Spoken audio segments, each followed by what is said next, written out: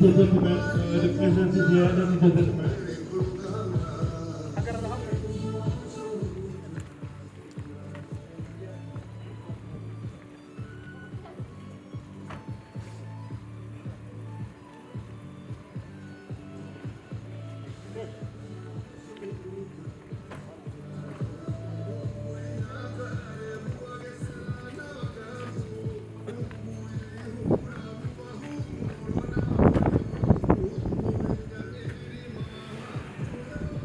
Alors,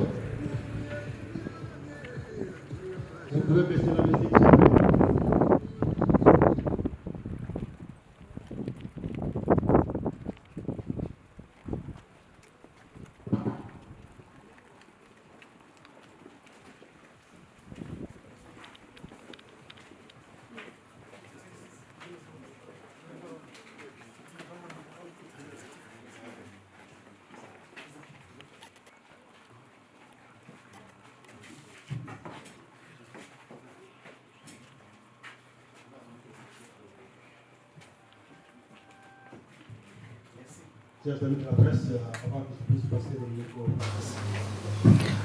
Il dit que vous vous êtes entretenu avec le président de Burundi, Ndayishimiye Evariste, avant que les contingents viennent. Qu'est-ce que vous êtes convenu? Vous vous êtes entendu? Qu'est-ce qui s'est passé? Et jusqu'à aujourd'hui, quelle est la situation? En fait, nous avons obtenu du président Ndayishimiye des garanties pour le bon déroulement du processus. Ndayishimiye icyo twaganiriye gikomeye cyane nuko urwo rugendo rwo kuza kwakonvenja rwari rwiza cyane kandi icyo rwari rugamije ni amahoro. Le président Ndayishimiye nous a montré qu'il comprenait notre cause. Ndayishimiye ubwe yatweretse ko yumva neza ikibazo cyacu uko giteye. Et qu'il savait que la voie que l'East African Community a tracée était la meilleure pour nous permettre de résoudre les problèmes. Kandi yanemezaga ko uwo mugambi wa East African wafashwe w'inzira y'amahoro ari wo nyawo. Malheureusement, nous avons été surpris par la réalité du terrain.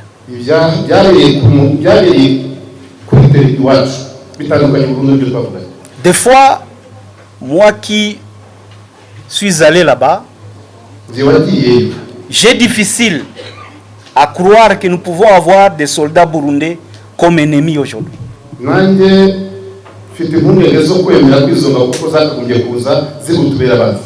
J'ai du mal à croire que le Burundi, qui est le garant du processus, parce que c'est lui qui pilote le processus, j'ai difficile à croire qu'il peut passer outre le processus.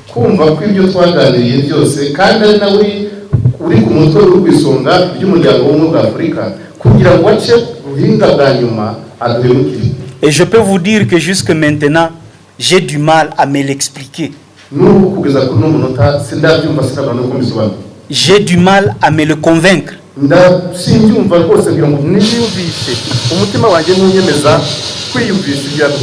Parce que quand j'ai croisé le président burundais,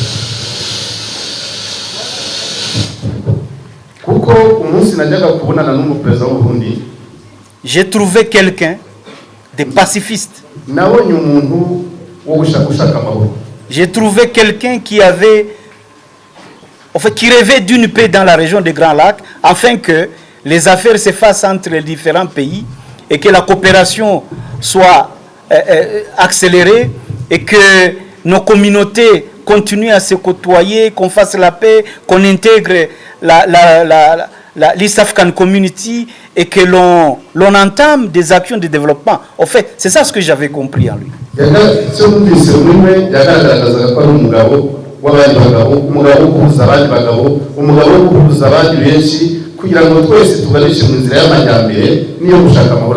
Je n'avais jamais lu dans le président Ndayishimiye l'intention de faire la guerre au M23.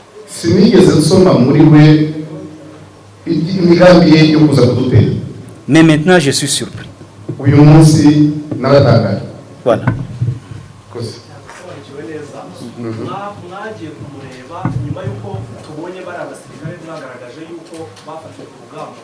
ese mwamusabaga yuko wakora iki ko mugaragaza ko mwafasha abasirikare be mbese mwaganira iki ni nyuma y'uko bibaye cyangwa ni imbere y'uko mwari mutangiye gufasha? Demande si vous êtes entretenu avant que vous ne capturiez pas les militaires burundais sur le front, sur les lignes de front avec un M23.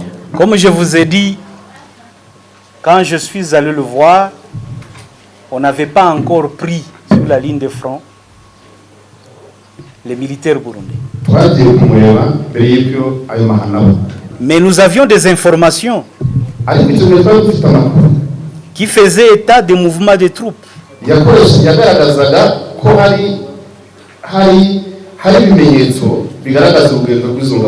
Nous avions des informations vérifiées sur la capture par les contingents burundais des citoyens congolais dans le Massissi à cause de leur faciès qu'ils livraient au FRDC.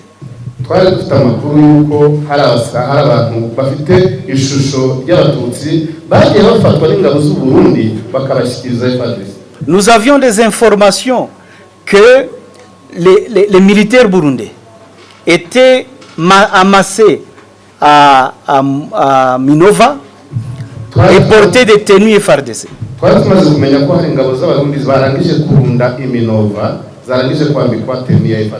Et à ce moment-là, comme vous le savez, les contingents burundais venaient de donner au FRDC l'entité de Mushaki.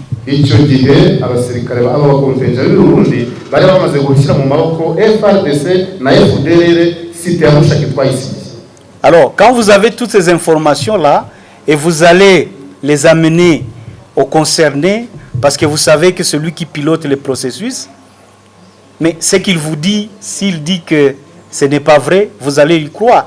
Mais malheureusement, les évidences que nous avons amenées ne nous ont pas permis d'avoir une réponse de leur part. Nous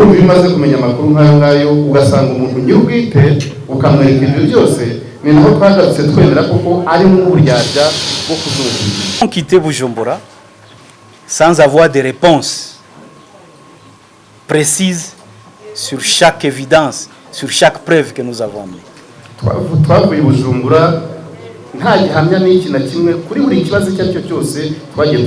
Mais à ce moment-là, nous pensions que c'était des initiatives locales.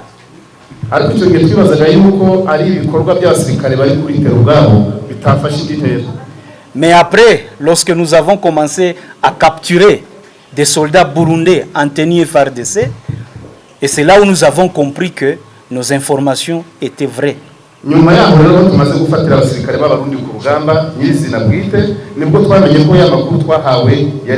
Et eux-mêmes l'ont témoigné. Je crois que vous les avez suivis. Merci.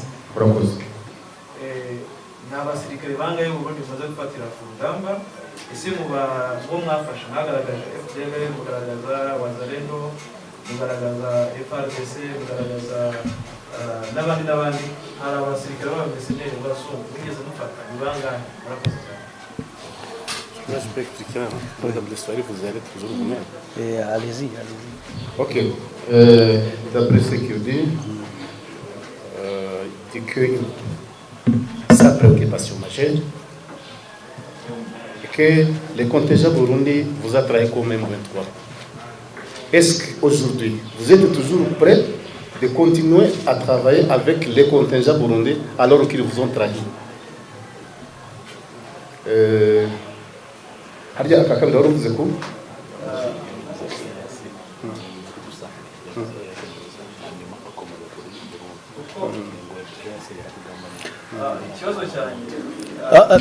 Tufanye hivi bwana, twende swali kwa swali. Tutakupatia mic. Anza kwa swali ya Kiswahili tujibu, alafu twende kwa swali ya Kinyarwanda. Nilikuwa nauliza kuna kwenye matangazo mlipitisha vita yenu na pepa mliandika. Ndio. Mmesema kila siku kuna mauaji ya kimbari, kuna mpango kabisa. wa mauaji ya kimbari. Kabisa. Today siku hii mtafanya nini? Mtafanya nini? Watu wameongezeka, wako wanaua. Ndio. Asante. Kwa hiyo swali ya kwanza naweza kuambia kwamba sisi